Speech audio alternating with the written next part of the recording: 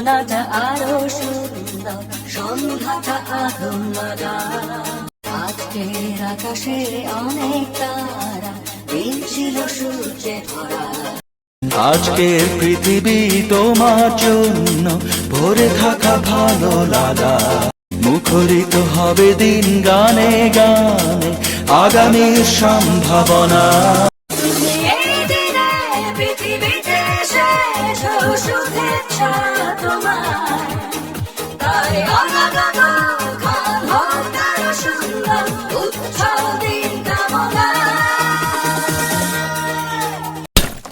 আজ জন্মদিন তোমার